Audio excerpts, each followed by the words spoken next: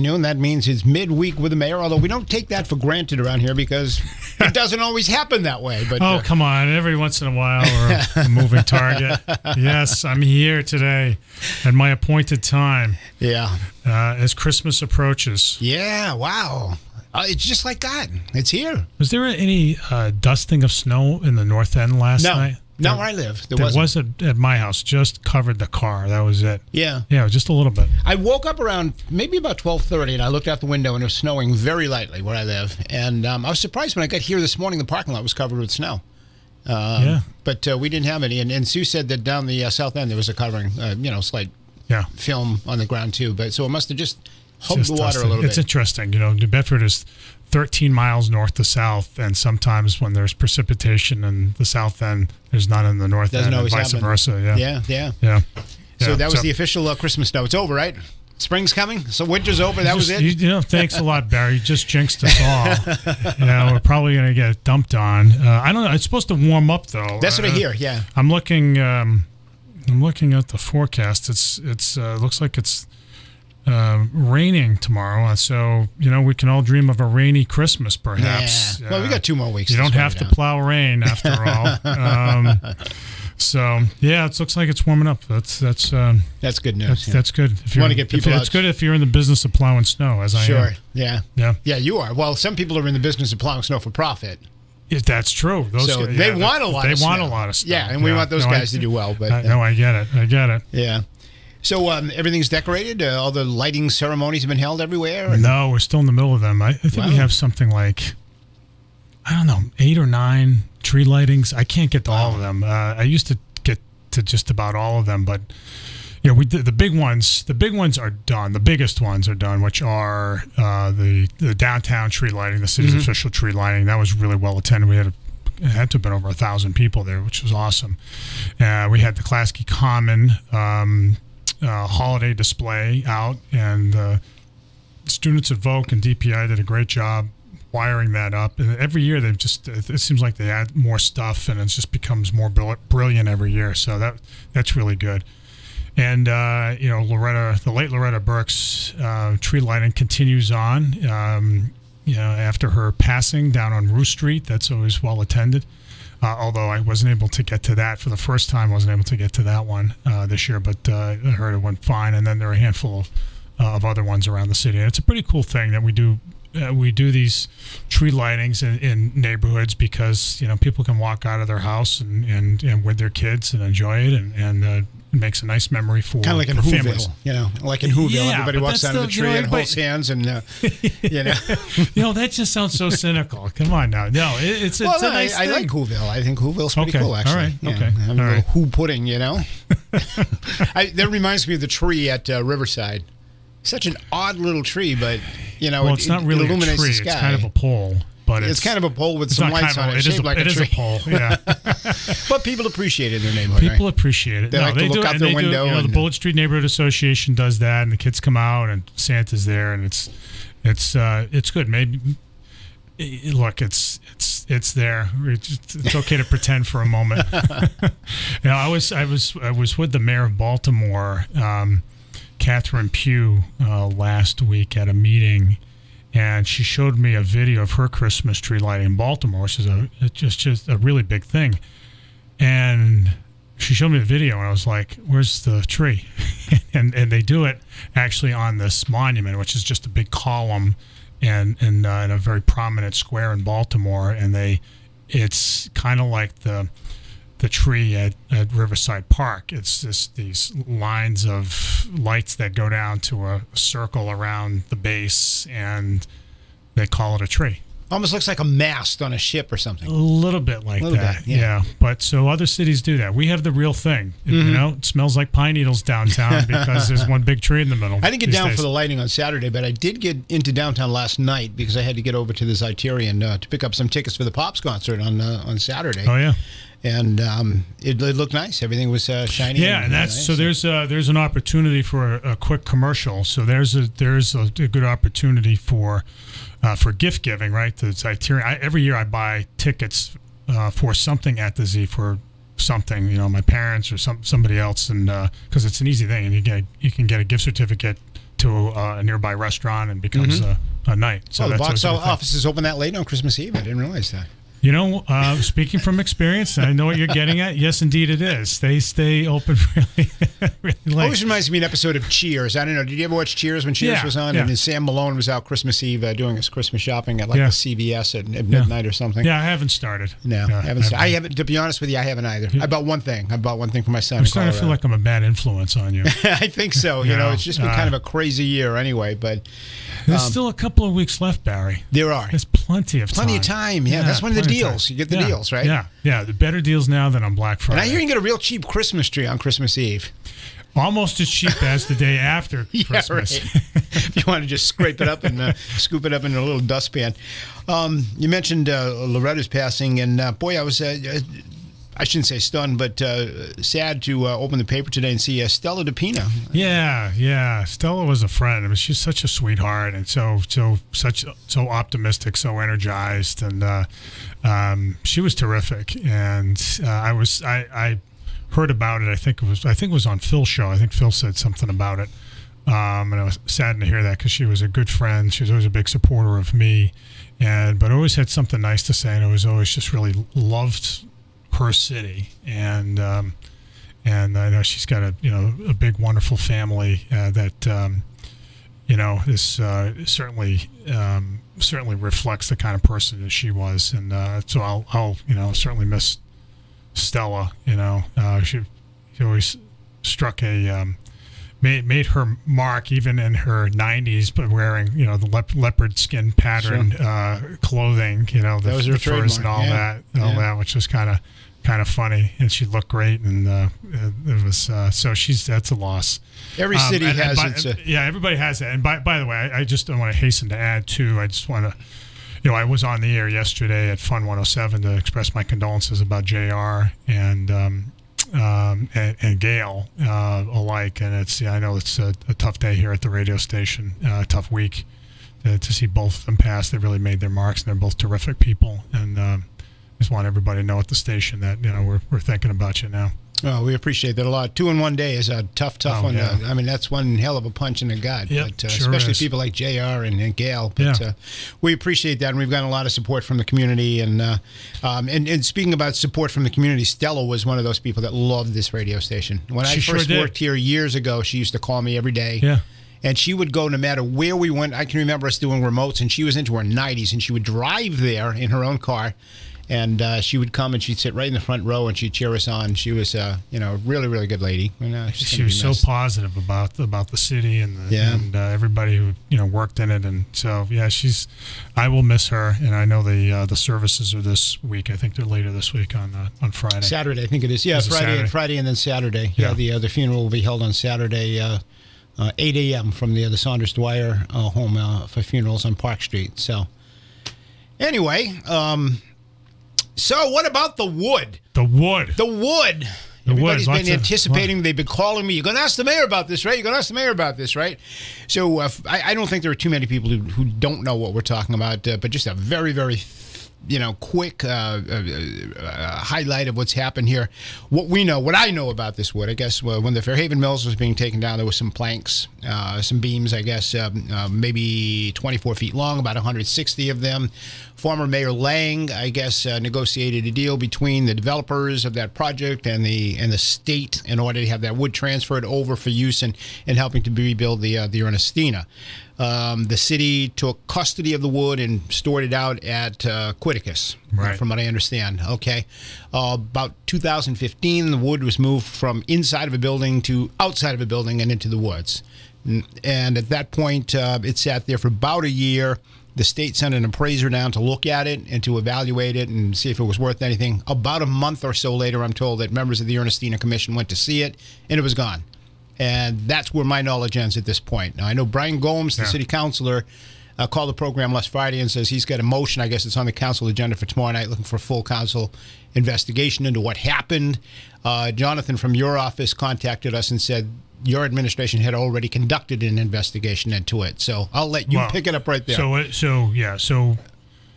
let me just back up. So I think, so there was a screw up here, and it's one that we've acknowledged and have been over the course of the last year, and and we should, because look, I personally, as the elected leader of the city, take personal responsibility over the city's assets, right? Or things they are charged. I don't know, like where legal title of this wood may have lied, but it doesn't matter. It's the wood was in the custody of the city at some point, and look, I take that responsibility seriously, and obviously the Ernestina is very important to everybody in the city, and they've been a huge supporter of the restoration of the vessel, and like everybody else, we want to see that vessel come back to New Bedford. And that's something that I've fought for. I and others have fought for a number of years now. We looked into it. I want to say investigation, I think, gives it is probably a heavy characterization. We certainly delved into what happened last year after it came up. And what's clear to me is that there were a series of miscommunications among the employees and DPI that led them to say, that wood's been sitting around for a long time, and there's somebody who's interested in taking it away. So if they're going to pay for it, then they're welcome to haul it away, and that should not have happened. What may have happened once it left the city's control it will be hard to know once it goes into the stream of commerce. Who knows, right? But once it shouldn't have left the city's control without some greater level of due diligence about its value and about its and who is entitled to it. But I don't. I mean, as I look at it, it's very clear that that's the nature of it. People not paying attention. There have been a number of questions that have been raised in the last week by Ken Pittman and others that I think are worth delving into, running to ground, and we embrace that. I embrace that because I think if people, even if I'm satisfied about what happened, if people aren't satisfied, then we have to take reasonable steps to make sure that we get the information into the daylight, because then people start speculating about motives and trust and things like that. And it's the perception is there'll always be some people who say, oh, there's something afoot there. But there are reasonable people who are asking reasonable questions, and we want to do whatever we reasonably can to answer them. So I've tasked the city's personnel director, Sandy Vizina, to run it to ground. We're going to look through emails. We're going to, talk to the employees that are still around who might have had some personal knowledge, and former employees to the extent that we can track them down, because there's been a lot of turnover in DPI and senior management over the last few years, and get the answers, and then share that to the extent we can with the public. There may be some personnel issues that because of personnel protections and state law, we might not be able to readily share, but to the extent that we can, we'll share it with the public, because I think that's the kind of administration that I've run, and look, nobody's perfect, but we need to know what happened so that it doesn't happen again. I mean, that's what really the effort here is, both to let the public know as much as we can reasonably get our hands on, so that they have a better understanding. But secondly, and probably even more importantly, we don't want it to happen again.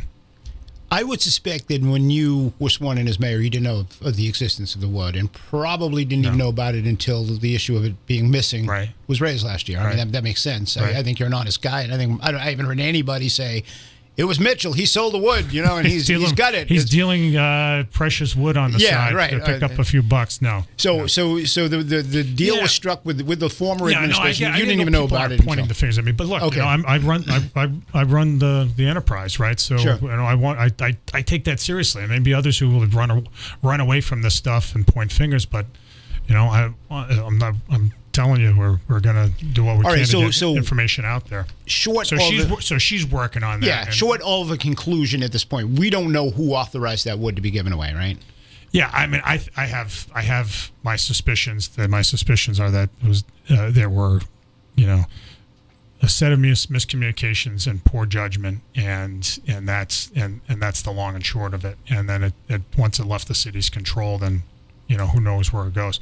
There were DPI employees who, at least one, who went to the Ernestina right after this surfaced, the Ernestina Commission, and explained it and apologized for it. So it's not like the city's burying stuff. It went right to the Ernestina Commission and said, yeah, we screwed up.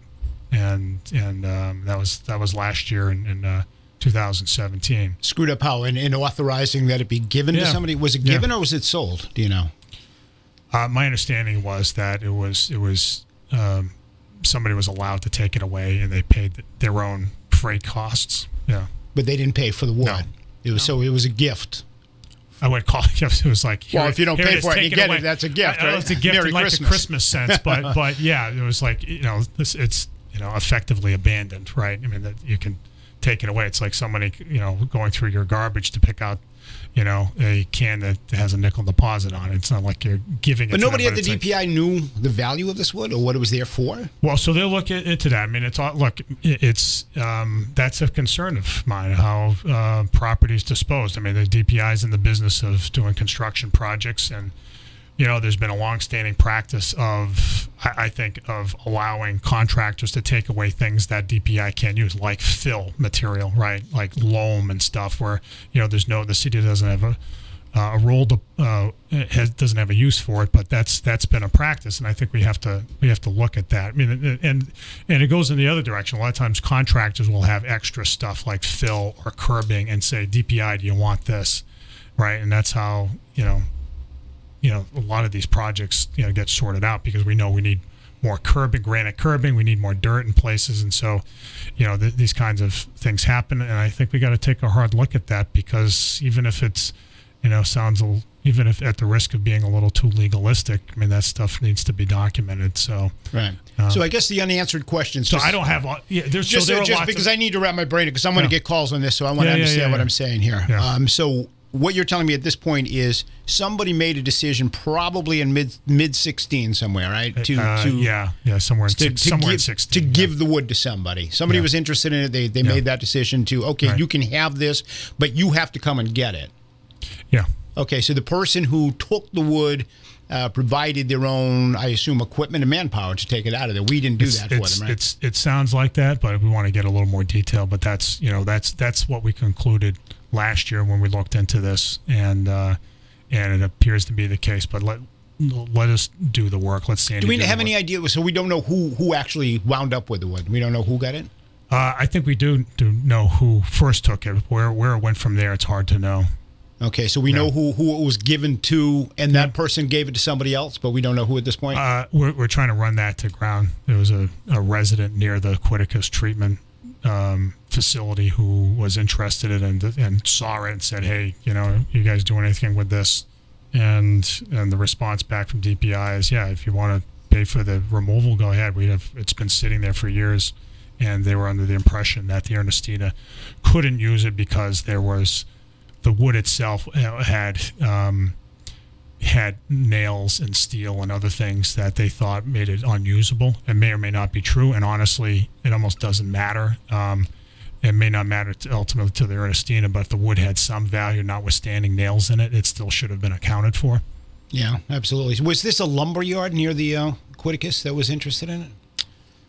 Because we've heard about a lumber yard that was there that now is no longer in business, but there was a lumber yard. I don't know. There may have been. Again, we'll run that detail to ground. So Sandy is actively working on this, and it's like at the top of her priority list right now. Okay. Again, because you just don't want to get people to continue to say, "Hey, look, what's going on here?" This, pointing fingers, and lots of reasonable questions have been raised. Yeah. And she's for those who know her, she is a consummate professional, and she will run the stuff to ground, and will to the extent that we are not forbidden by state law, we'll make that information available. All right. So just in a capsule here, somebody at DPI was approached by somebody that lived near Quiticus, and they said, "Hey, boy, that's nice wood. You want, what are you going to do with it? Well, you interested in it? Come get it. You can take it away."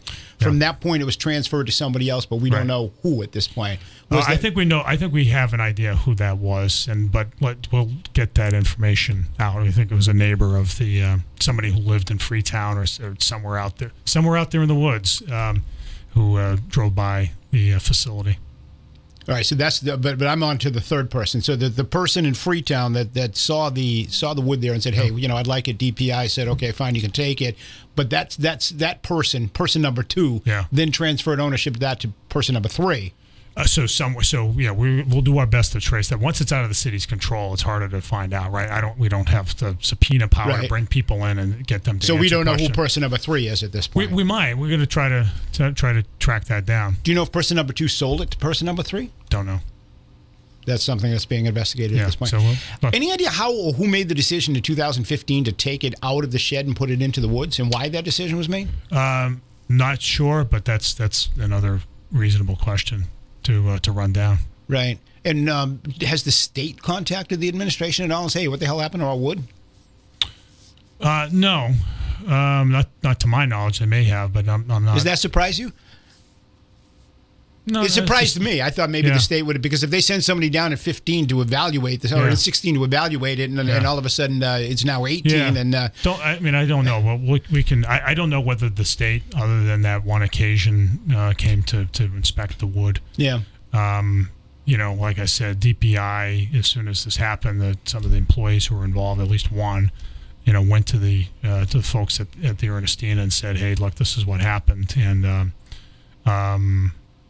so it's not like they've been in the dark. I mean, obviously they were surprised to hear about that, but they did. The folks at DPI did the right thing and went to the Ernestina and said, "Hey, we screwed up." Was it a mistake? You think it was a mistake? Yeah. No, that shouldn't have happened. Yeah, but nobody was looking to make a buck on it. Nobody got this out there to make a buck on DPI. So I can't speak for anybody outside of city government. I have not seen a scintilla of evidence that anybody in city government was looking to profit from that wood. Okay. And if there were, my next call would be to the district attorney's office. Okay. My memory after 9/11 was that there was a lot of concern about reservoirs and drinking supplies, and there was a lot of concern that terrorists might try to poison them and whatever. And there were cameras installed at a lot of them. Did we have cameras installed at Quiticus after that? Have we got cameras and monitors around? There's certainly cameras inside the plant. I don't know whether in the storage areas there are, and that's another thing that they'll run to ground. Yeah, it's obviously with the passage of time, it's hard to there may not be storage capacity to go back and take a look at that. But if there's the police, everything we do, city government, other city agencies, to the extent we use cameras, they get reviewed, and this will be an instance. I don't anticipate that'll be any camera footage, but that'll certainly be looked at. Right. So this place that. It's out in the woods. At some point you should take a look at it. There was in a building, walking trails out there. There's people. Yeah, I walk out there a lot. Yeah, so I'm familiar with it's a really nice place. But it was in a building that was secured at one point, right? And then taken out of that building and placed in the woods. That's what we hear. That's. In fact, the photos that we have from the inspector that went there from the state shows the wood out in the woods. But we understand that it was in a building and removed from that building and put out into the woods at some point around 2015. Yeah, so that may well be the case. I'd rather just have the interviews be done to get the facts the way they should be, rather than saying, "I think that's right, Barry." It probably is right, but let's try to run that to ground. Okay, so the road where the wood was eventually stored. Yeah. That's not in the fenced-in section. That's an area that anybody could just go down and see it. Another question. So I know in my experience walking around that area, there's a lot of big, signs. You see like what appears to be like maybe a logging road or an access road that says, "Do not come in, or we'll kill your dog," or whatever. Yeah. So there are areas that are secured and areas that are unsecured. We'd rather get that detail out and precisely answer that question rather than for me to say, "Yeah, that sounds right, Barry." But sure. finally, the perception amongst some is that there was something nefarious that happened here. There was valuable wood, and all of a sudden it's gone. Somebody made a profit on it, and the taxpayer's on the hook for it. So, you're not thinking along those lines, though? Well, I mean, if it was donated to the state, it's gone. There was a big screw up here. Yeah, I mean, this, and look, everybody right up to the top, including me, because I'm responsible for city government. Has to own this. My job is to again make sure that to the extent possible we can let the public know what took place. I'm pretty confident that at least within city government nothing untoward happened, but there are questions like the ones you just asked that need to get run down, and we can go ahead and share those answers. And then secondly, I don't want this to happen again. I mean, we try, we pledge to during in my administration we've been we take very seriously our what I think is a duty to get better at everything that we do in city government. We strive to get better, and as we must. Our residents are entitled to it, and frankly, our resources are such that we have to be efficient and deliver the things that folks in our city are entitled to in the way of city services. So we will. The more facts that we get, the more we'll learn from it and understand like what we should be doing differently. Who was head of DPI at that point? Well, so there was there was a period of change around then, wasn't there? Yeah, there was. Yeah, so Ron LaBelle had been the DPI commissioner for a long time. Ron retired in 2016, and then Zeb Aruda took over. Zeb was in for about a year, and Zeb has gone over to a position over at Voc Tech, and since then it's been Jamie Pont. So since the middle of last year. Can we narrow down, have you got a rough date or time frame for when this was given away? Yeah, we'll nail that down. I think that by, through an email review, which we're doing right now, I think I think we'll be able to get a pretty good handle on the time frame. All right, so your opinion is, understanding, of course, the investigation is still proceeding. Your understanding at this point is that it was just simply a screw-up, a mistake, and no criminality involved? So I haven't, like I said, from what I've seen so far, and what's been reported to me, no. Within city government, outside of city government, once the thing leaves the door, goes out the door, then I can't speak to that. All I can speak to is what I've seen within the four corners of city government, and I haven't seen anything. As I said, if I thought there was anything remotely nefarious, then we would go straight to the district attorney's office. I talked to the police chief, and I've told him where this thing is and the work that Sandy's doing on it, so he's aware. I don't anticipate that it's going to go in that direction. But look, I mean, if the district attorney wanted to take a look at it, would say, yeah, go, have at it. Do we have a value at this point? Because we've heard everything from hundreds of thousands to a couple of million. Do you know at this point what that was worth? Yeah, it's hard to say. I don't know if anybody's ever going to know that the answer to that question, Barry. It depends. It's not just the wood, but it's also the condition of the wood, right? If it's been sitting outside for a while, it might have been exposed to the elements. If there are nails in it, or other things that are cracks in it, then obviously would be worth less. Well, I guess that's why the state sent an assessor down in somebody to, I don't know if that's the proper title, but someone who assesses the value is an assessor, I guess, right? So they sent somebody down to look at it in June of 16. So there was never a report or anything. Hey, this would, we figured it's there may have been, there may not have been. I don't know, but we'll try to run that down. And look, the wood may well not have been usable by the Ernestina, but that's not to say it wouldn't have some value and or enough value that the city should have gone through the proper channels to dispose of it. All right, let me take a break. We got some other topics to talk about, and you got a whole lot of calls this week. Good. A lot of people want to know when you're going to plow their streets, Mayor. We had a dusting of snow in the south end. So we're going to come right back. Stay with us. Real quick break. You can chat with the mayor right after this at 1420 WBSM.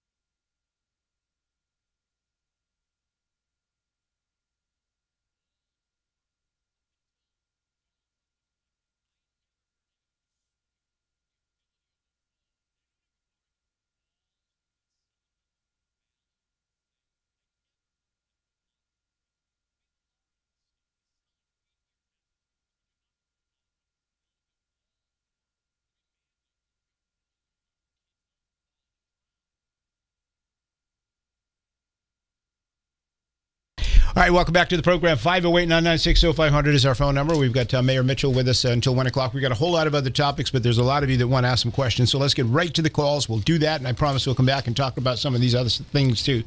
Let's start at the top. You're first on the air with Mayor Mitchell. Go ahead. Good afternoon. Hi. Hi.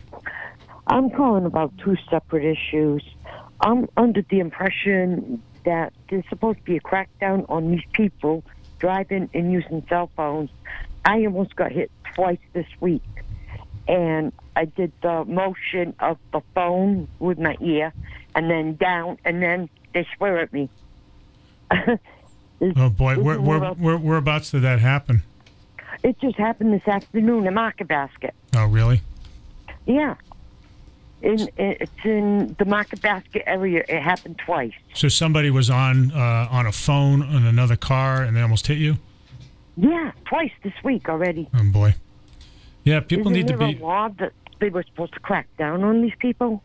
Well, there is a state law, about no, I think that's something to keep an eye on. I think the police can keep an eye on that. You know, I do think, I'll just add, by the way, it just sort of bears saying this.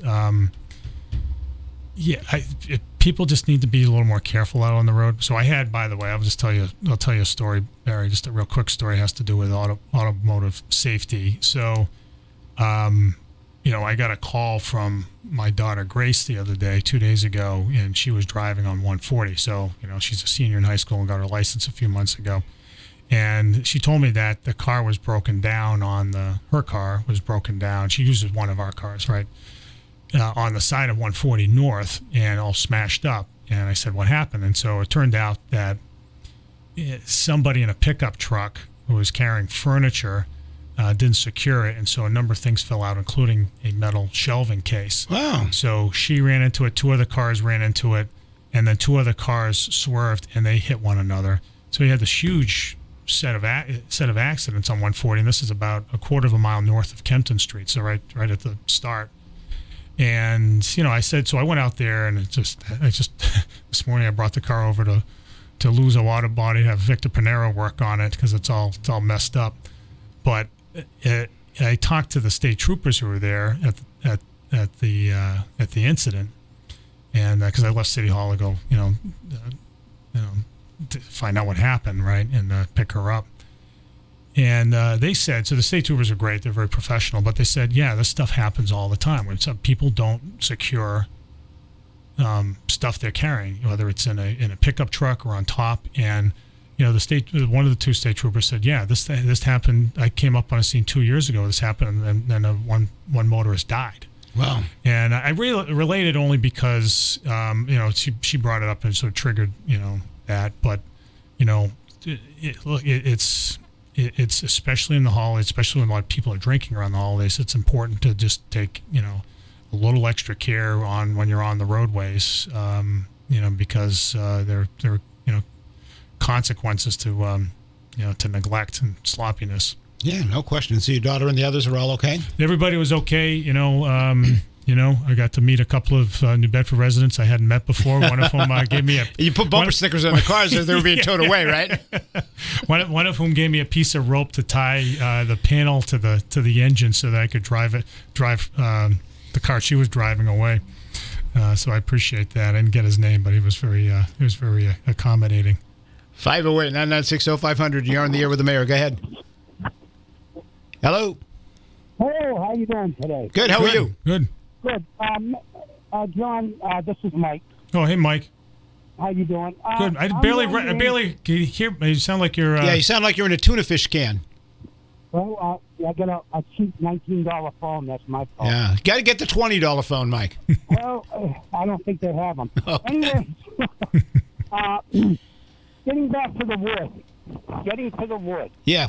Have you had conversation with DCOM? DCAM is the Division of Capital Assets and Management. Have you talked to them to even see if DCR recorded it as an asset? The local DCR office is required by law to give DCAM that information that they have an asset, which the wood would be an asset, if that was ever recorded by the local DCR office, and if DCAM has that listed in their inventory. Yeah. That would be a good place to start. Yeah, I then can. You can point the finger at DCR. I don't want to point the finger. So look. That's a good question to ask, and we'll make sure that gets asked. Even if it was in, even if it was legal title to the wood was in the state's hands as opposed to the city's, it was in the city's control. So, it's not. I'm not going to be pointing the fingers at the state for the fact that the city allowed for someone to take the wood off of the city's hands. It's like me parking my car in your yard and you giving it away, right? Yeah, the same kind of thing. Yeah. Thanks, Mike. Appreciate it. 508-996-0500. That's a great idea, by the way. You like that? I know you need a car right now, right? You're next on WBSM with the mayor. Go ahead. Well, thank you very much. Mr. Mayor. Al. Sir, 2 issues that need to be addressed. We're ready. Okay. Both are on Brock Avenue. My first guess was going to be Brock Avenue. You got it. All right. There's a Spanish place that's pumping out, I guess, their basement. And what's happening is they're making for a slippery situation on the sidewalk on Brock Avenue. That's okay. number 1. Okay.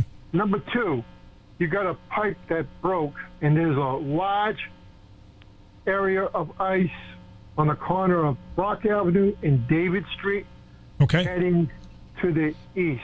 Maybe get somebody to throw some sand down on it, or sorry, something. not east, west. My mistake. We're going to drop off an ice pick for you, Mike. Mike Al, I'm sorry. No ice pick required. There's a water pipe that broke. The reason why I said that, Barry, I made an observation walking down the street. Hope you didn't slip on it. Hold on. I made an observation that the water was rolling down Brock Ave, and it froze.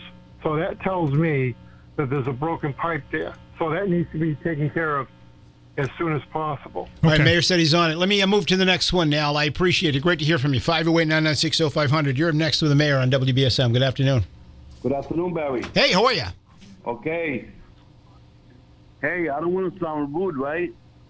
Yeah. But I would like to know who was the mayor when this wood was taken. What was the question again? Who was the mayor when that wood was taken?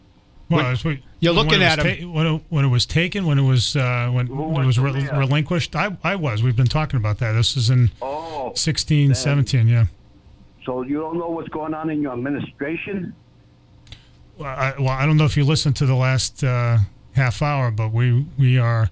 There are certain things we know and certain things we don't know, and I've pledged to make sure that we get the answers that have been raised as best we could. Hold on, let him answer. Hold on, that we will let him answer the question. We'll run the answers down. The city, putting aside the school department, has roughly 1,000 employees. So I can't tell you exactly what any given employee is doing at any given time, but we obviously somebody made a mistake here, or there are a set of mistakes, and we want to make sure we identify them so that it doesn't happen again.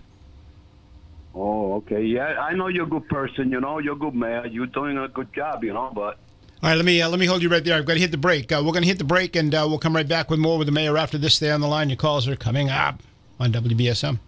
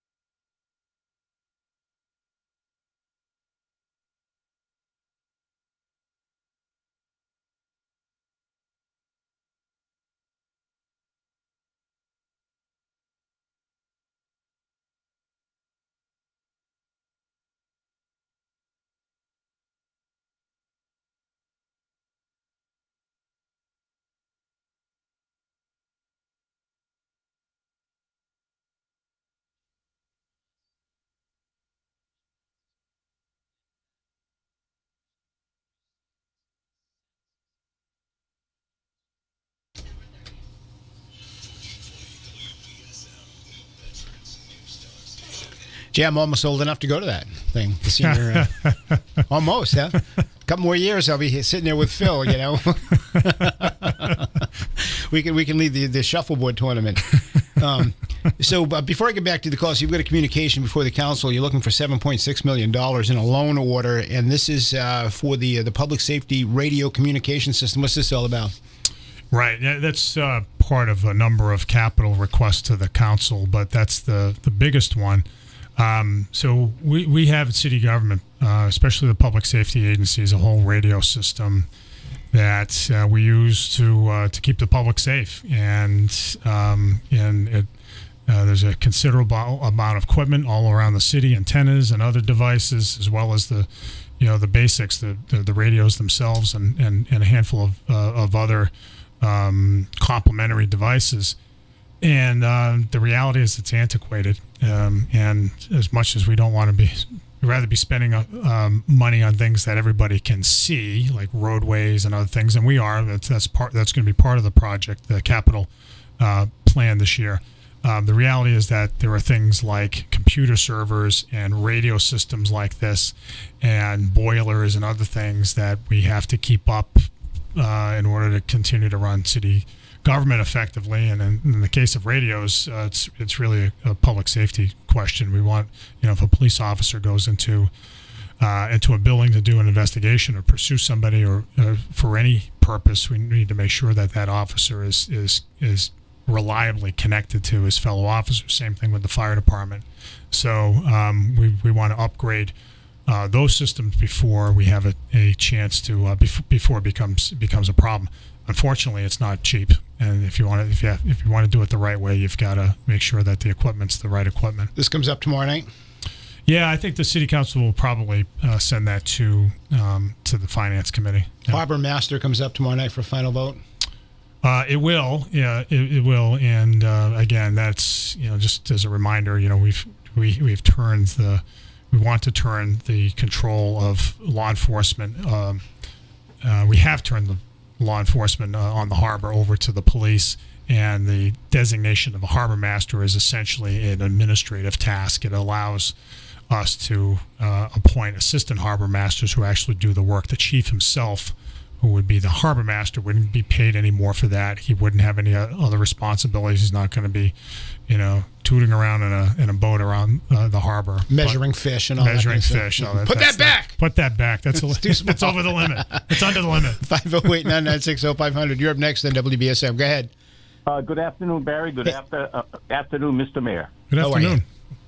I spoke with you yesterday, Barry, about that statue that's yes. Oh my God, thank you. I took the page off and I put it away. I apologize. I missed.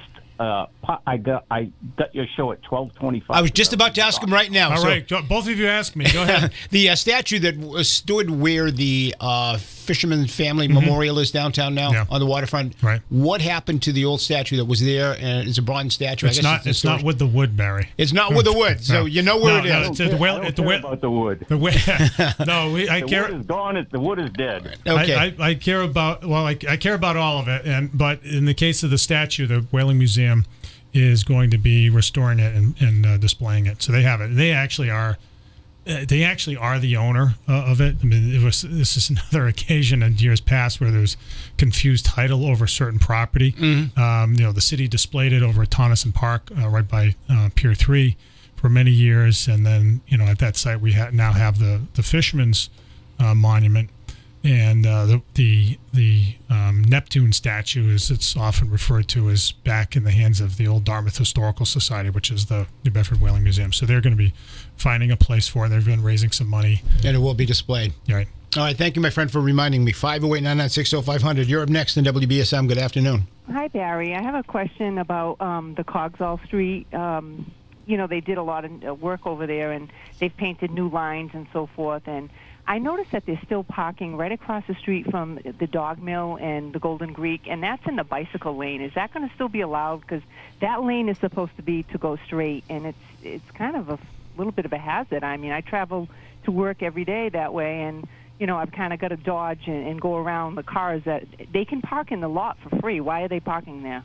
There's no signage. It's like that's going to cause a problem.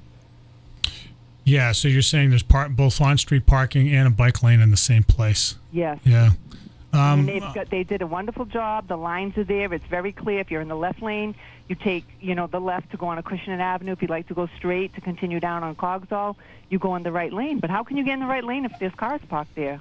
Good question. So I don't know. We'll have somebody eyeball it. I don't have so you raise a good point. There shouldn't be parking on top of a bike lane. Different cities do it different ways. Some of them put a bike lane closer to the traffic. Most put it on the side and have along the curb, and then have cars parked inside of the bike lane. And then other cities create what's called a shared road, which is, they have a little bicyclist icon in the middle of the road, which means that the bikes and the cars have to share the area. Yeah, I was going to look into it. All right, thanks for the call. 508-996-0500. You're up next on WBSM. Good afternoon. Hey, good afternoon. Hey. Mayor, I just had a question for you. I heard you about the wood. I heard you say that you inquired about the wood. Somebody went there and apologized that the wood was given away. Can I ask you why the people that did that didn't decide to look up into it a little further and ask the question, like, okay, so you made a mistake. Why didn't we try to hunt the wood down back then and find out who it was given to and where it ended up? Yeah, I think they did, So where that went then? Because if you know who you gave it, if you know who made the mistake and went to the people at the Ernestina and said, "Hey, we screwed up," I mean, so those details will emerge, and I sitting here today don't have. I don't want to say, I think it was this, and then it turns out to be something else. But what is clear is that the folks who got it didn't want to give it up. Okay. All right, appreciate the call. Well, we're going to continue to follow this, and we'll have more on it as it all becomes available. 508-996-0500. You're up next on WBSM. Go ahead. Hey, I'll be quick. So you consider it a mistake and not a crime? I'm not seeing any evidence of crime. Having been in the business of prosecuting criminals for 11 years, I can tell you if I thought there was even a scintilla of evidence that it should be treated that way, then we would refer it to the district attorney's office. I got to ask why, because if somebody steals something and they give it to me, and I didn't know it was stolen, I'm still committing it. I'm still punishable by law for receiving stolen property. So, and if somebody gave it away and they didn't have permission to give it away, and I don't believe that's the case, because I also heard that those guys were around trying to sell it to some people. I tell you what, I got 15 seconds. Let the mayor answer. Go ahead. Yeah. So yeah. Again, I mean, I said it before. If there was any indication of theft here, it would report it to law enforcement authorities. All right, I got to wrap it up. We're out of time. We'll see you one more time before Christmas. Sounds good, Barry. All right, and I know you'll bring my gift in on next Wednesday, right? Yes, you're a medium or a large. Medium now. Okay. Yeah. Thanks, guys. Appreciate it. All right, we'll be back after the news. Stay tuned. You're listening to 1420 WBSM New Bedford.